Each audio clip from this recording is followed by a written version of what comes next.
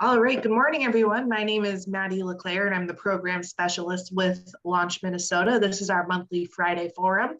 Um, Friday forums are an opportunity for people in the Minnesota innovation ecosystem to discuss topics that matter most to them.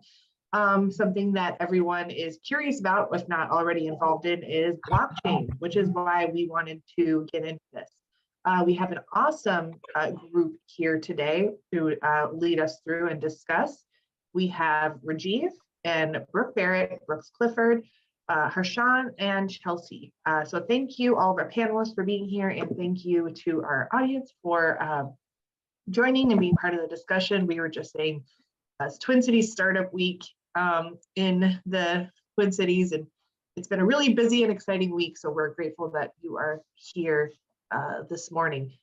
Let's kick things off with some introductions. Rajiv, would you like to go first? Hi, I'm Rajiv Tandon, and I'm a founder of an NGO which deals with startup companies globally. We have a platform which has at least one person in every country of the United Nations on it. It's a self-service free program for the people to go from an idea stage to a minimum viable product. Great, thank you. Brooke Barrett, would you like to go next? Good morning, everyone. I am the founding partner and president of Bench K-12. We are the future of work for K-12 education. That's our tagline for marketing. What that basically means in practice is that we are removing the friction from the teacher credentialing process. So what I'm hoping to share with you all today is kind of getting you guys out of kind of the blockchain for crypto space and looking at how we can utilize blockchain for efficiency, whether it's in government or within your own organization for your app. Great, and Brooke is one of our Launch Minnesota grantees as well. All right, Brooks, would you like to go next? Yeah. Hi, everybody. My name is Brooks Clifford, and I run a company called Bidwell Investment Group. We have it's a fund that invests in various cryptocurrencies, and I've been in the cryptocurrency space for about 10 years myself, and very passionate about the space. And in addition to the investment side, I'm also pretty passionate on the NFT side of crypto and have been pretty heavily involved in that over the last couple of years. So thanks for having me. Thanks. Harshan? Hey guys, my name's Harshan. I'm a Minnesota native, grew up in Edina, moved back literally during COVID, so it's really nice to be here. My background's in finance and technology. I've been in the tech space for the past almost 10 years now, in the crypto space for 6. I've spent a lot of time on DeFi and structured products. And then most recently, I've gotten into media and how we can use blockchain innovation within NFTs for media companies. So I've been at a company called National Lampoon, which is an American humor brand that was very popular back in the heyday. Now trying to make a resurgence, leveraging that technology to basically connect fans and communities in a new fashion. So. Great. And Chelsea? Good morning, everyone. I'm Chelsea Chung. I am the marketing director of a blockchain-based software as service company called Token Events. We are really aiming to revolutionize the live events experience all the way from blockchain ticketing through the collection of data and back-end analytics for venues as well as event producers. I am also the co-founder and chief operating officer of an NFT project based on the Ethereum blockchain, and we're getting ready to launch our second collection soon. So it's been busy, but amazing, especially to get to know this new technology and how it's affording so many opportunities to create greater efficiencies and really, make data more usable and then also give rewards back to loyal consumers. Love it. And we'll touch on this a little bit later, but our last 3 people that just spoke are all part of Web3 MSP, which is a new and growing and very awesome group that you should interact with if you're not already. Rajiv, did you want to lead our questions? Sure. TechCast Global, which is a consulting firm out of George Washington University, named 7 technologies which are going to be very for the future. They're close enough to be imminent and early enough to have a very long runway. And of course, blockchain technology is named as one of those. All of you know what blockchain is, but just to give you a 5-second, 10-second background about it, it's a global access and transfer technology which anyone can publish. Others can access it anywhere in the world, and with privacy, you own that block, etc. The benefits that have been claimed are privacy, security, efficiency. Now, all of us are familiar, at least from the press, about blockchains being used for cryptocurrencies. But as Brooke mentioned, there are many uses in smart contracts, financial services, etc., that it's going to make a revolution. And so with that, I just want to PricewaterhouseCoopers indicated that 85% of the companies are actively looking at using blockchain for something. That means there's a huge future for this technology. And the purpose of this group, or starting a group like this, is for those of you who are, at least in Minnesota, as the technology grows and becomes is available all over the place, there will be issues which, while we compete with each other, there will be issues which we need to be together about. And so maybe down the road, those of us who are involved with this technology can then form a consortium, if you will. So with that, we can just go ahead and in the order that Maddie asked us to talk. Brooke, why don't you tell us what exactly you are doing and what are the issues that you face? Sorry, guys, mute. Still doing it. If I'm able to share my screen, let's see if Zoom's going to let me. I'm going to show you guys just a couple of screens really quickly. Hold on 1 second. Hopefully this works. Oh, yay. Okay, good. So let me go into presentation mode. So really quickly, I think I mentioned to you guys kind of upfront that blockchain kind of doesn't have to just be used for crypto or financial issues. I'm curious, not to kind of break up the flow of everything, but I'm curious, like, does everybody on the call actually understand blockchain? It's totally cool if you don't. I'm actually I would call myself a semi-technical founder. And so I know sometimes we throw out these terms and we think people understand what it is, but like, does anybody have any questions? Just like, what is blockchain? Do you need like a 20-second overview? I'll be the first one to raise my hand. I think even as a technologist, there's times I don't understand blockchain as well as I should. So the 20-second overview would be appreciated. Awesome. So I'm just going to give it to you in a way that was really easy for me to understand. And maybe this might date me a little bit generationally.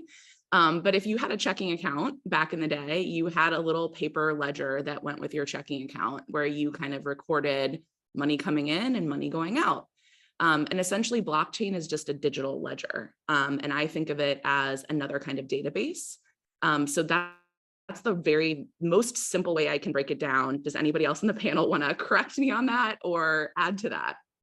I'm not on the list of blockchain experts, so I won't add anything specific to that. But when I was trying to learn the basics about blockchain, I came across like a little comic book type thing on the internet, and you're never too old to learn through cartoons. So I put that in the chat if anybody wants to check it out after this.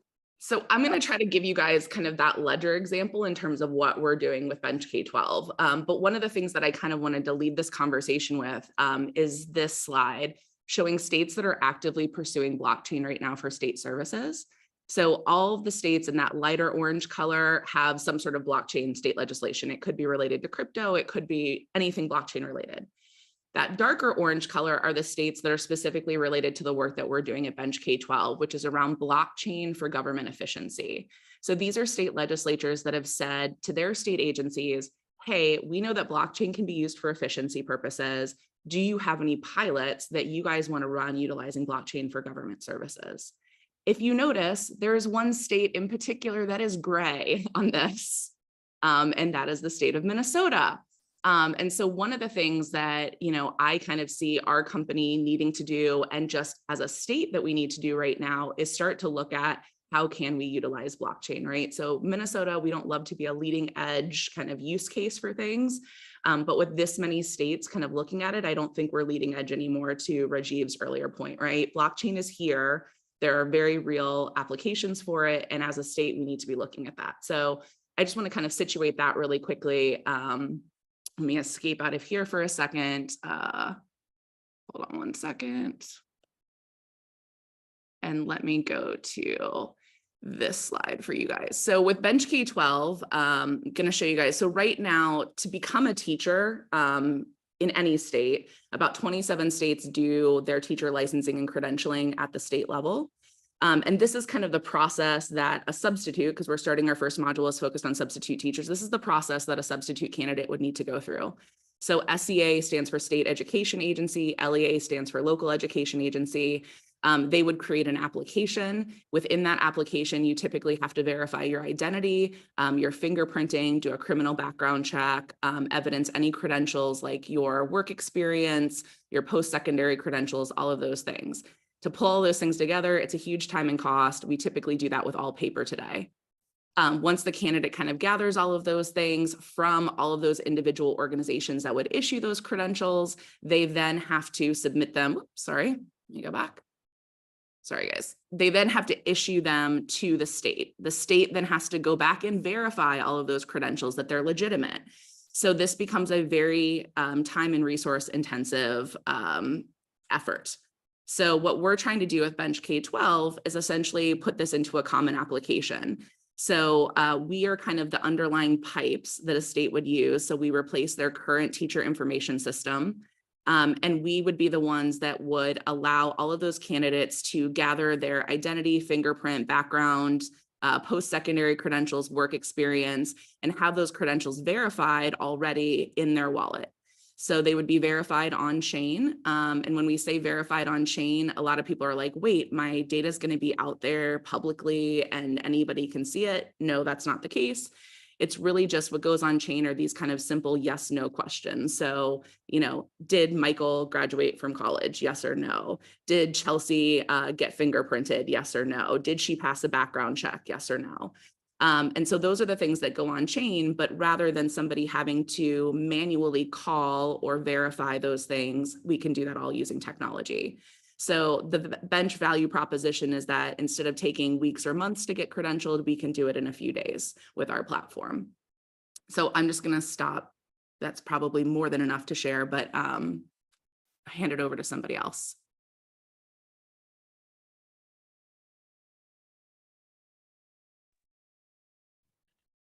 Brooks, would you like to share what you're doing with blockchain technology? Yeah, absolutely. So we at Bidwell really look at it on the investment side. And what I have done is my background, I used to work as a financial advisor, so specifically trading equities. And when I got into crypto many years ago, one of the most common questions people would ask me is if I could help them get invested in crypto themselves. And yet here we are 10 years later, and the ability for the average investor to get invested in crypto is still quite difficult. If you look at the large wirehouses of the world, the JP Morgans, Morgan Stanleys, they still don't really have a robust product line of various investment products that their clients can invest in.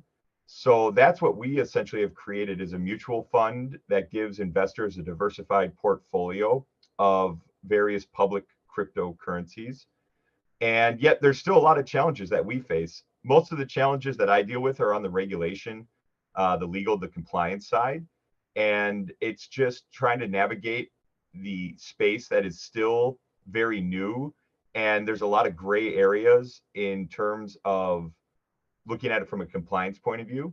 So just trying to navigate through that space and stay atop of that is a lot of the challenges that we face.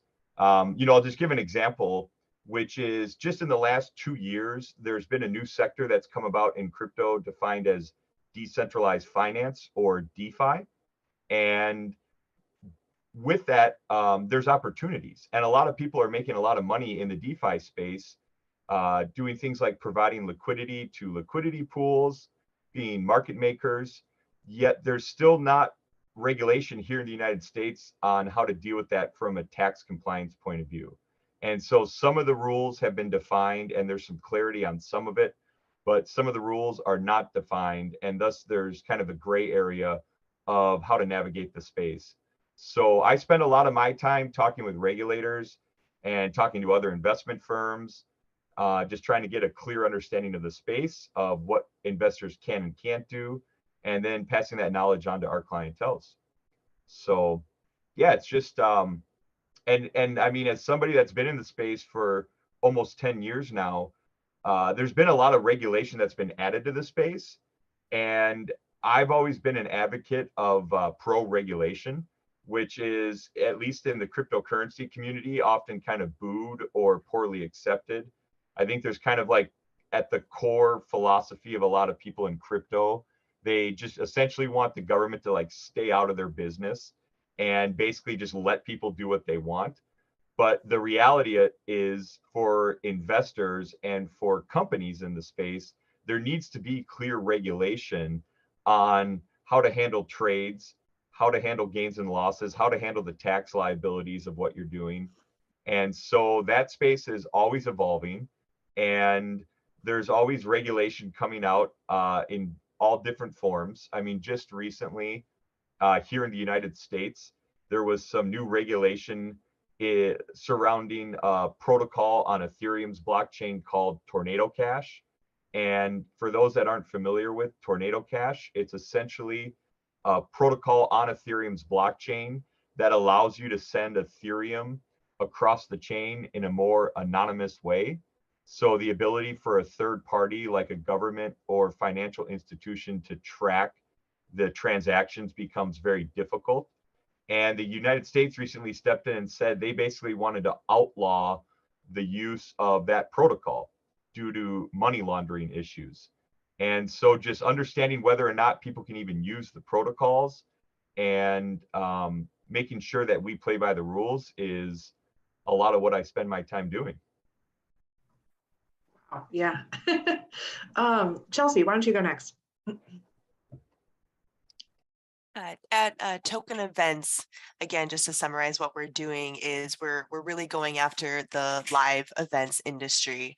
And there's such an opportunity there, like even if you just carve out and look at ticketing, right? So in today's ticketing world, we have electronic ticketing, but scalpers like really take advantage of that system, and they use bots to automatically purchase, hundreds of tickets at a time, and then they list those on secondary marketplaces for extreme markups, and so many costs get passed back on to the end user. And also from a pricing and fee standpoint, we just recently did some research to find that average service fees or additional fees on top of ticket prices ranges really anywhere from like 22 to upwards of 49, 55%. Right. There's a couple examples of, a notable one being like a Bruce Springsteen concert that cost $2,000 to attend as a ticket. And on top of that, you pay a $900 service fee. So the live events, the ticketing experience is just like filled with so many headaches, and the user journey begins on a poor foot. If you're, purchasing from scalpers, exorbitant prices, crazy fees. And then on top of that too, like the marketplace for if you can't go to an event, getting insurance on that or a refund or reselling that to someone, like the whole process is just very tricky.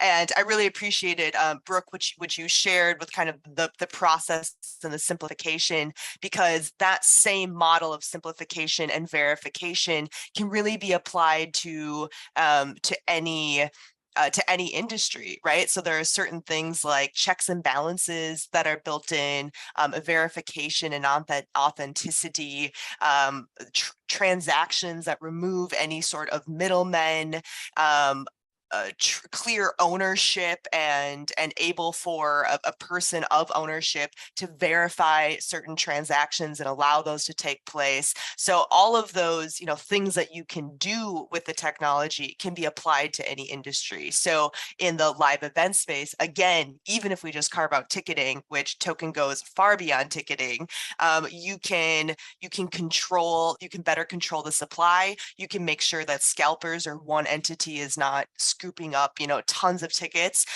You can verify, an owner of a ticket can actually verify their transaction to send it to someone else, and that person receiving that can know that they're actually receiving an authentic ticket.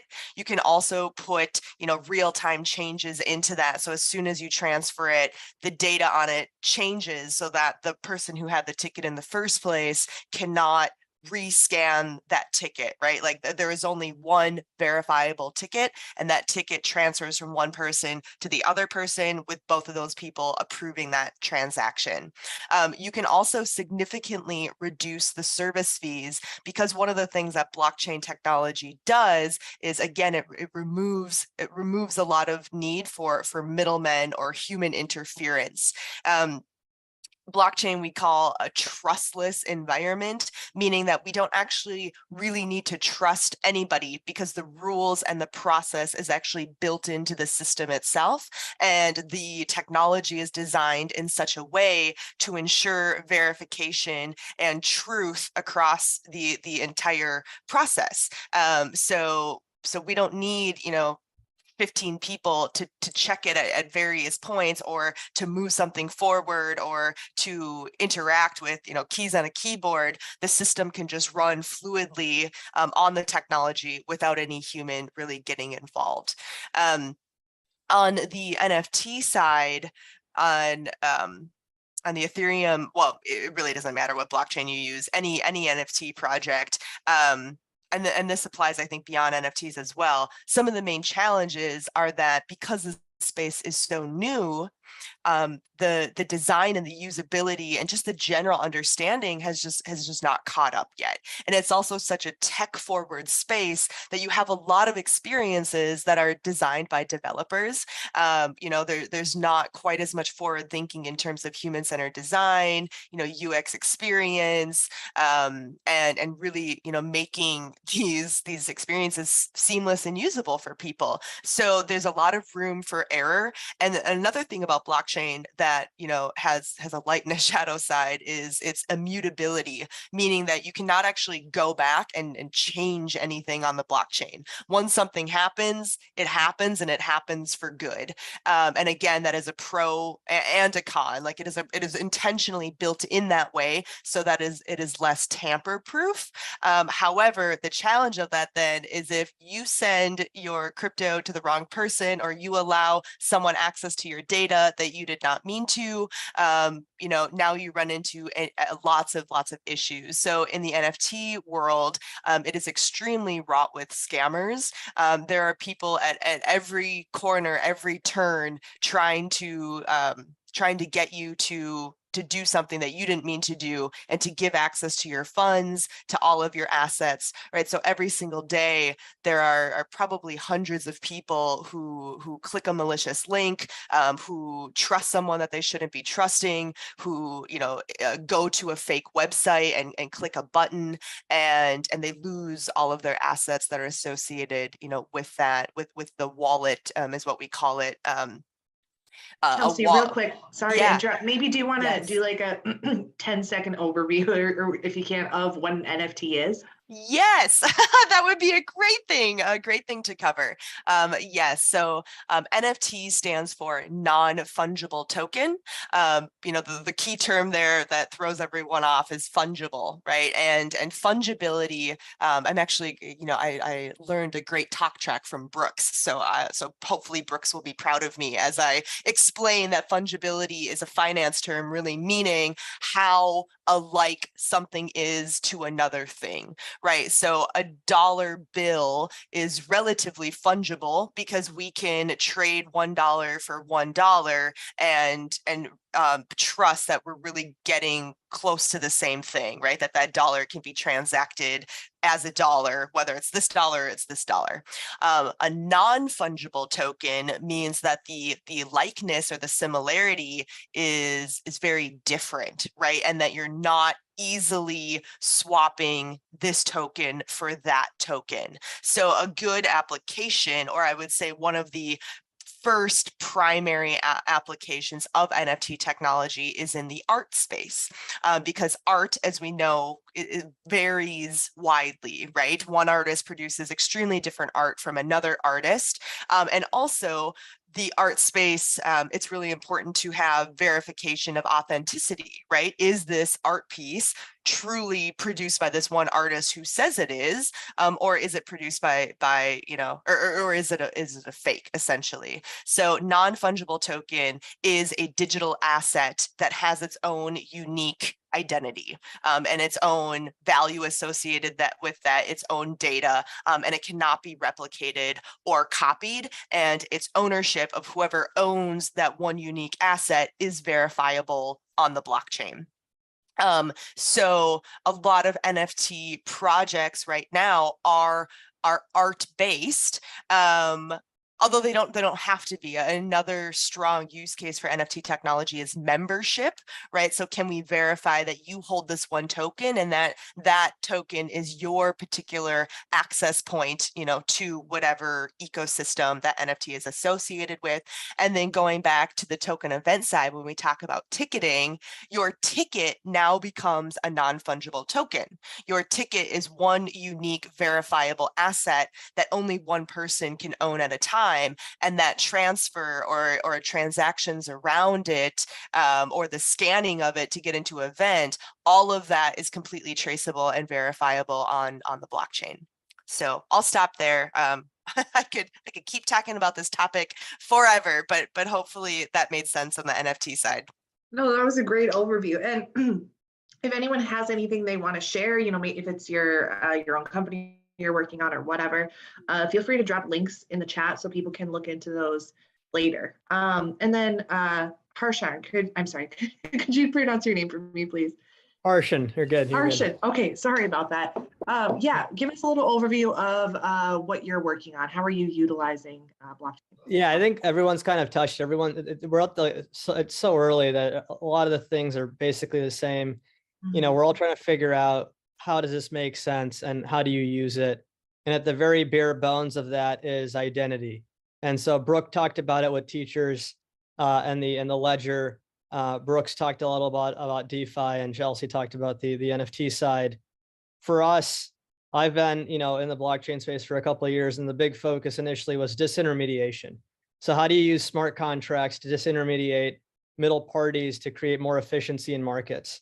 So in the DeFi space, which I spent a lot of time on over the past couple of years professionally, there was this idea that how can I borrow and lend money without having a bank taking a fee? Because, when you go to a bank, there's custodial fees. Like, you want to save money at Wells Fargo, you spend $10 a month just to have money sit there, even though there are so many ways to monetize it. And then they choose how the borrowing and lending works. Like, as a consumer today, and based on how security laws are written, and a non-accredited investor without a license cannot loan money out to an individual. So DeFi made this possible where anyone could literally go into a protocol and say, I have $1,000 I'm not going to use, deposit it. Someone on the other side could be like, well, I need $1,000 right now to do something, and borrow that money and directly pay me the underlying asset to be able to borrow and use that money. So there was this idea that you started creating efficiency from being able to do very basic finance things that have been held off by very select institutions. And the best thing about blockchain that people don't realize is it's not really private, because as long as you're on-ramping and off-ramping money, people know who you are, especially in the US. Like, we are the most, like, it's very, very difficult, almost near impossible to be completely anonymous. And that's the one big reason why most of the perpetrators get caught. And so it's this idea that you know exactly where money's going and coming, and that can prevent issues like the 2008 debt crisis, where you don't know what's on Goldman's books, what's on Morgan Stanley's books. And you go into these protocols, they're fully transparent. They know exactly which wallet has how many loans out. Most of it's all over collateralized, just because blockchain doesn't have legal ramifications for like credit risk. So it's baked in right now where it's over, like, too safe. So it's not as efficient. So that was one thing that we've worked on. And the second thing was on the NFT space, which is I've been working on recently, is how do you use NFTs from a multimedia experience? And so Brooks kind of talked about that, or sorry, not Brooks, Chelsea did, on membership passes. So when you're creating content, how do you enable unique experiences? And so it goes back to, do you own this NFT? Thus, do you have this identity? Do you exist in this community? How do we authenticate that? And then basically give them something more or something better or something different because they're a super fan. And so I would akin it to holding a Costco membership to go to Costco and be able to buy stuff in bulk and get pricing benefits. But for media, it's about, if anyone's like a Lord of the Rings fan, like, would you want to pay an extra $100 for a very select community to be able to see the pre-production art, the screenplay, the script, the director's cut, and how do you do it in a very technologically innovative fashion today? Because none of us are really buying DVDs, but like 10 years ago, you go to Target, you could buy like the basic DVD for $10 and like the director's cut with all like the extra content for 30. We don't have that with streaming services anymore. So we're trying to think through, how do you use NFTs as a multimedia package to house that membership so that people can see it? And then also with crypto technology, it's all direct to consumer. So when we think about it from a studio perspective, we've talked to a lot of studios in Hollywood. There's a lot of political stuff that goes behind what gets produced and what doesn't get produced, just based on money, financing, changing scripts to make sure it appeals to everyone. With crypto technology, you can go after very niche audiences, make very unique content that's built and used for them without having the oversight of, well, Fox wants to do something in China, so we need to edit out this thing that could be offensive to Chinese people. So it allows us to be, I guess, more open creatively on what you're able to create, just because you don't have massive studio heads or governments changing the way certain things are presented just because of, whatever doctrine they have. So it allows more freedom of speech and stuff like that.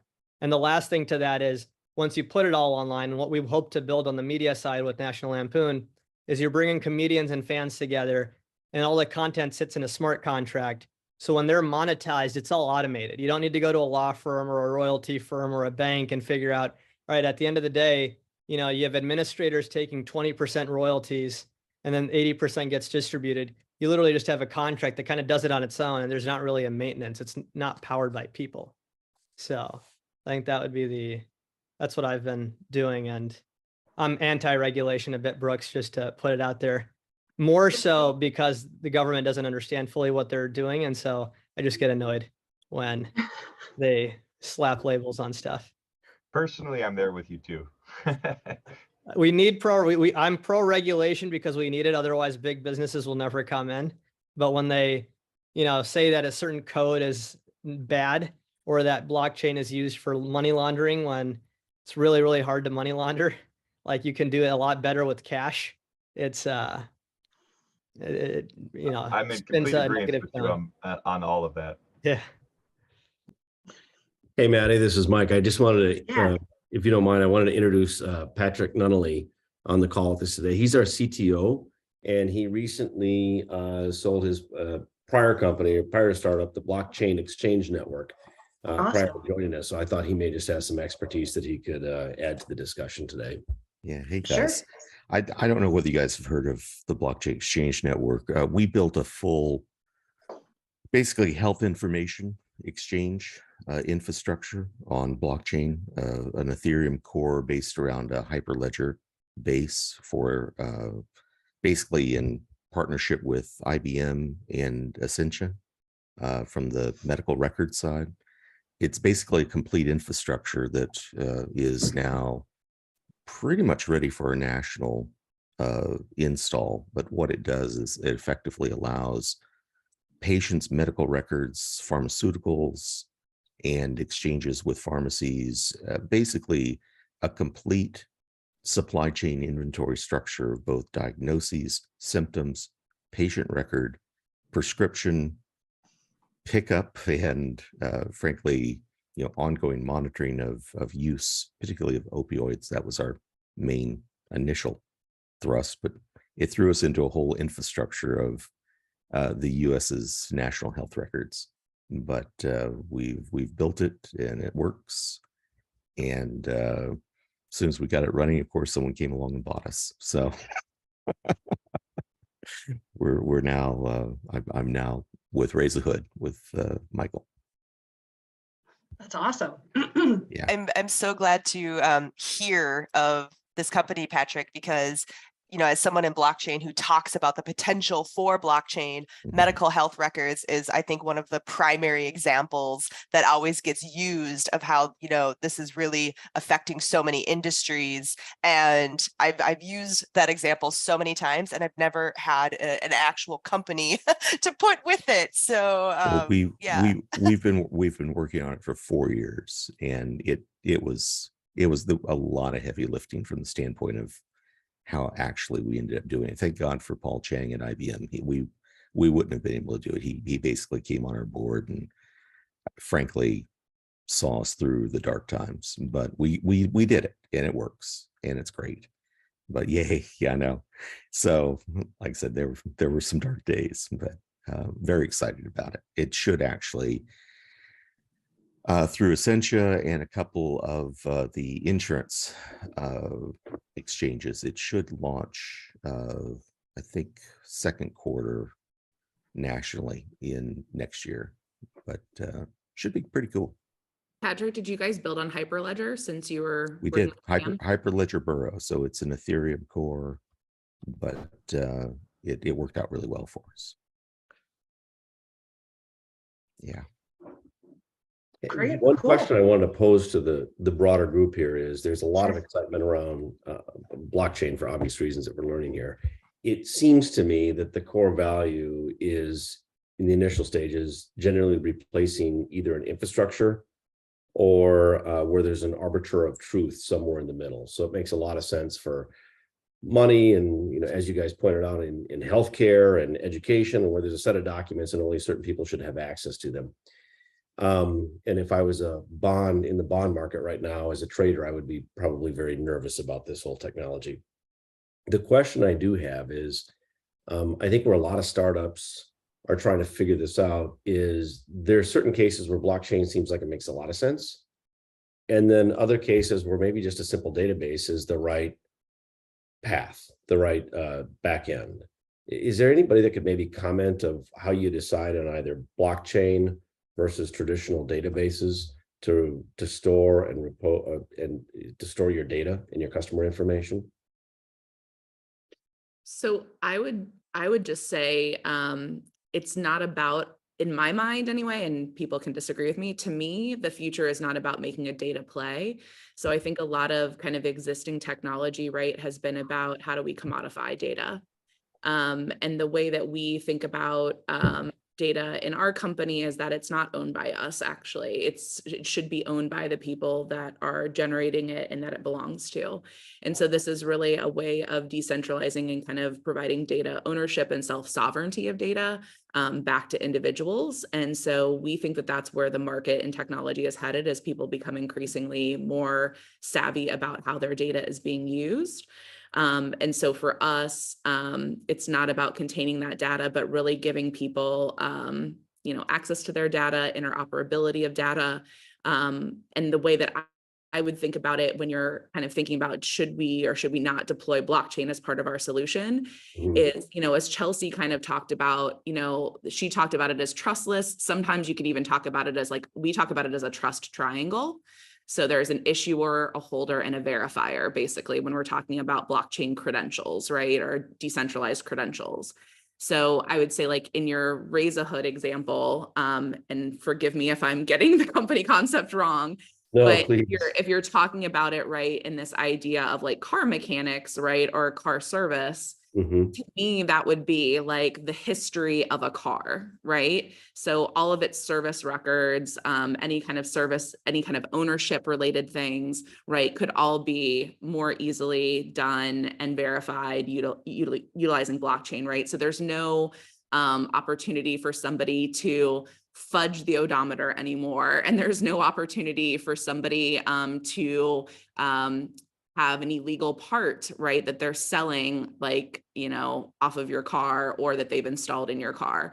But things like that, where you kind of want to know the history of something and you want to know its pathway. I feel like that would be a really good example kind of in the car space. Yeah, well, and that is one of the core concepts of Raise the Hood, is to create what effectively is Carfax on steroids, in the sense of an ongoing record where the mechanics can basically provide their information directly, got a complete history of both build as well as structure of the vehicle, all the matters of what it's gone through, and then transferability.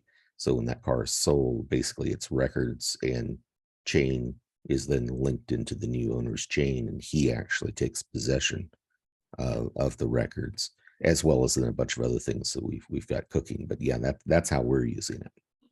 Yeah. I'll jump in as well, just to give a different example. I think one of the questions, because really kind of going back to the core question of when does blockchain make sense versus doing like a traditional like SQL database. And I think the questions you got to ask yourself is, first of all, do you want the data to be public or private?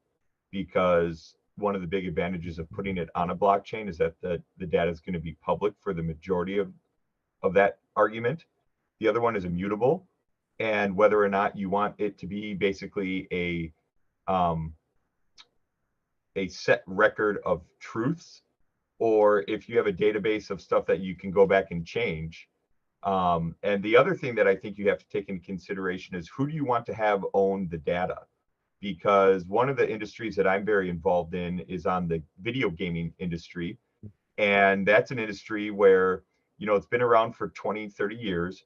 And these video games have been built, and traditionally the video game companies own all the data.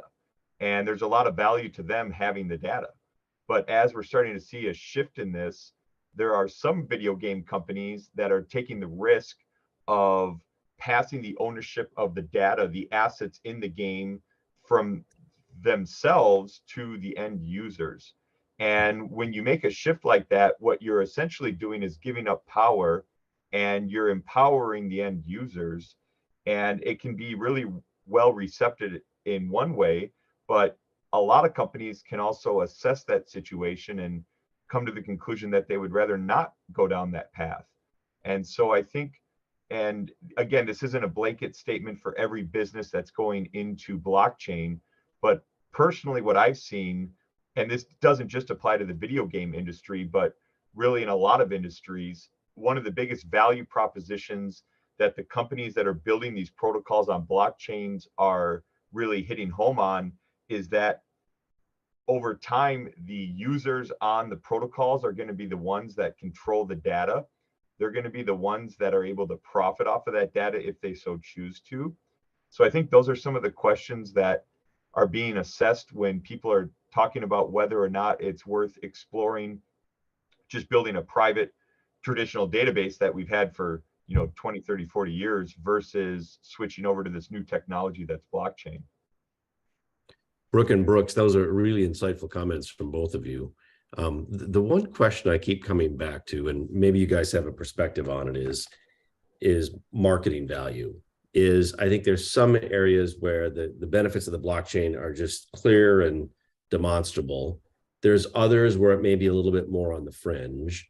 I would argue that for some database, and to use your analogy, Brooks, the SQL database, in many applications, it's going to be good enough, and it may be good enough for decades. The question always comes back to also, is there marketing value in saying we have your data stored on a blockchain, just like cryptocurrency or however we position it? It's interesting now because it's new enough that here we are, a bunch of innovators, and we're still having calls trying to figure this stuff out a little bit. And then you try to talk about that to the broad-based middle America, and it's a more complicated conversation. Have you guys seen proof points one way or the other that there's actually marketing value associated with this for things beyond just like traditional crypto applications? I would love to answer that question because, you know, token events would be a great example of why marketers should be excited about this. So one is just the validity and the scope, the depth of the data that is collected, right? Like there's so much that we can collect throughout a user's journey, and blockchain also allows this sort of you know, if you think about from like a single sign-on perspective, right, it allows tracking of a specific individual throughout their journey. And especially if you use the technology, let's just say like the QR code that is your NFT ticket, well, you can now use that same QR code throughout an entire event to purchase your beer, to get your popcorn, to get your t-shirt. And if you have like location services turned on, for example, it can demonstrate like your flow within a venue or a stadium. All of that data is collected.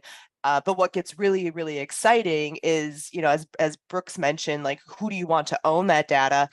The user, the person having that experience, actually owns that data, and they get to choose which pieces of those data they share. And the other thing that this, you know, this blockchain economy allows for is issuing rewards, right? And so the more data that someone shares, the more they can actually be rewarded in a specific token that then is usable within that ecosystem themselves. So they could, you know, be issued their fan token because they had location services turned on and they were happy to share that data. And now they receive a token that they can go use to buy their beer or to buy their shirt or to buy their next event experience.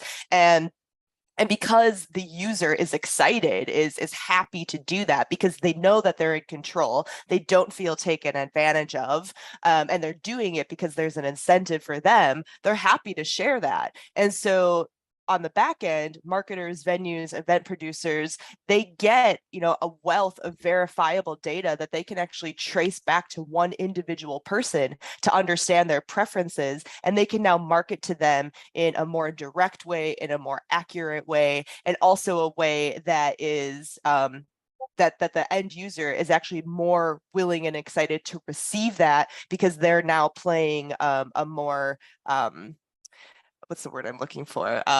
Consensual. Right? They're participating in a consensual relationship where they understand that their data is being used, and they receive incentives for it. Helpful perspectives. Thank you. Yeah, I would just add, for us personally, we don't lead with marketing blockchain. So our WeFunder is kind of the example, is not a great example of that, and we're actually kind of reworking our campaign strategy for that. But we haven't been leading with the blockchain element. To me, blockchain is a part of our tech stack, and it will give us an edge as we move forward. And I don't want to say future-proof because nothing's ever future-proof, but I think it like puts us ahead of the curve on some things. Makes us a leading edge company, but it's not something we lead with unless we're talking to folks who kind of know the space. Got it. Just to add one more point to that, because that was helpful perspective, Brooke. I think anytime you want to deliver a message that you become an owner, right? Like that an end user, that you are in control of your data, that you actually own your information, and that you have an opportunity for incentives or rewards on top of it. That is, you know, those are highly attractive marketing messages. So if that's part of your story, right, then that can be exciting for end users.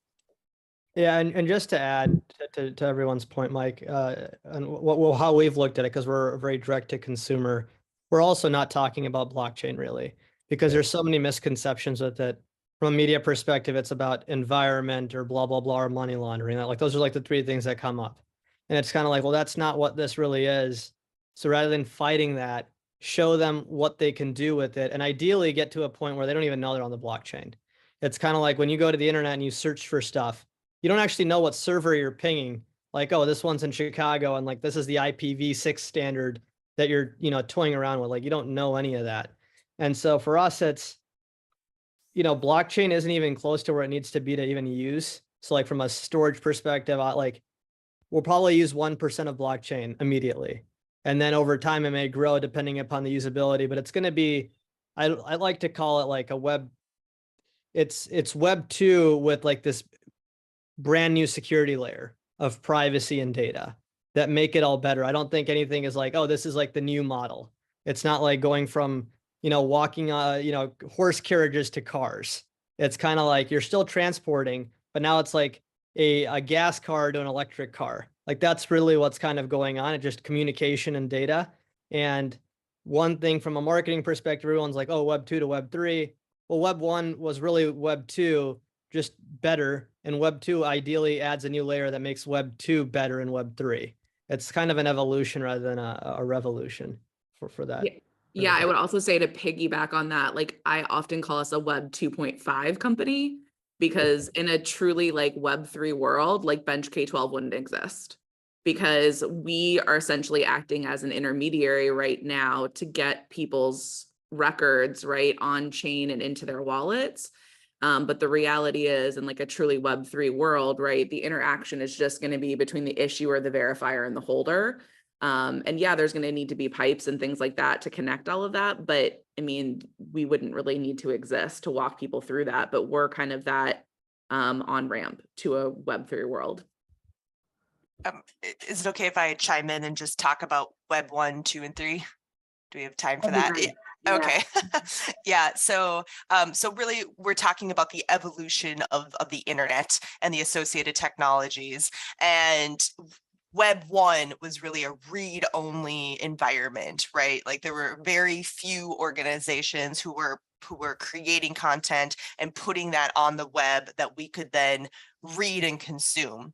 Web 2 is where you started having a read-write environment. So there was, a relationship starting to form where there were creators and receivers. And this is where you really started to see like the rise of social media, for example, Facebook and Instagram, Twitter, where users were actually able to create their own content.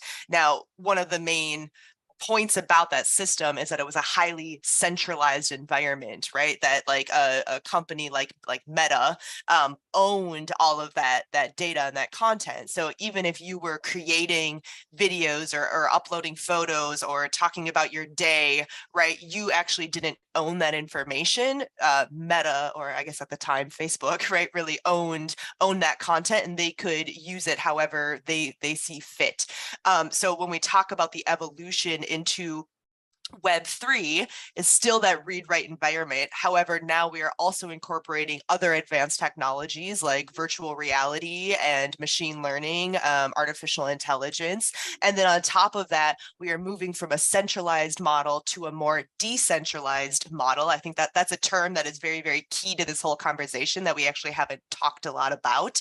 And that actually speaks to the decentralized ledger that Brooke was talking about, that it is no longer one centralized entity that owns and controls all of that data, that it is now disseminated across a public, transparent, immutable ledger that everyone can see, and that you as a participant in this ecosystem of data creation and storage, your data actually belongs to you, and you are the one with the keys to unlock what happens to that data information. So with Web 3, we also sometimes call it like the ownership economy, where the power, so to speak, is being put back into your own hands. And that's also why I think Web3 or cryptocurrency, gets this kind of reputation of like, oh, it's the rebels, right? It's the people who are trying to like topple governments, right? So the people we should be worried about, because a lot of the messaging or the ethos is around putting control and ownership back into the hands of people and removing it from centralized control.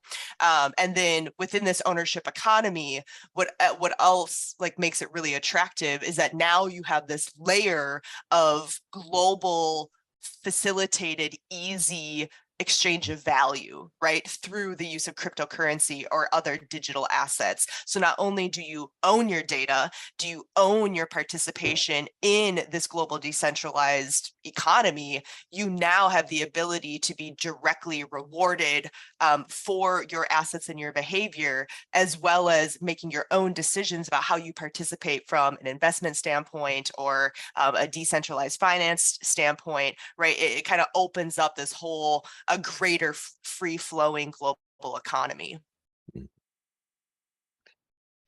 That's awesome. Okay, this is, before I run out of time, this has been a really, really good conversation. I wish all of our Friday forums were hijacked by the people attending them because they had so many great questions. So I've really enjoyed this.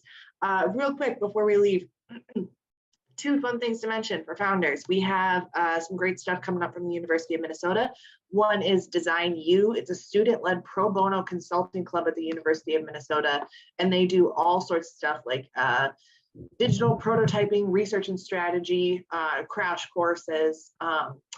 If anyone is interested in learning more, you can email me, so I'll drop my email in the chat, and then you can also email designu@umn.edu. We also have Mark Sanders on the call. Mark, I hate to put you on the spot, but I'd love for people to know a little bit about Scale Up. Yeah, no, you can always put me on the spot when I'm recruiting. Yes, and today's the deadline. If you have any great companies that just can't, it's an easy application, but if they can't make the deadline, just email me and we'll make an exception. But we are looking for companies that are just a little bit past startup, right? So they've kind of, maybe they're growing in terms of funds or revenue or staff or something like that, right? Somewhere along the line, they've figured things out and they're starting to scale. That's kind of what we're looking for. And we're looking for to kind of, the program is really designed to kind of put mentoring and strategy around that, as well as a certificate program through the Technological Leadership Institute, which will help especially technical founders to kind of like get those personal skill sets that they're going to need to kind of like grow the company from both a culture standpoint and a technical standpoint. So yes, would love to have, if you know any companies, or if you're a company and you fit that mold, please apply. I'll put the link in the chat here in a second. Thanks, Mark. I hope this is just the beginning. If you're new to blockchain, I hope this is just the beginning for you, and you look at all the links that people have been putting in the chat. There's a State of Blockchain event coming up. Thanks for sharing that, Chelsea.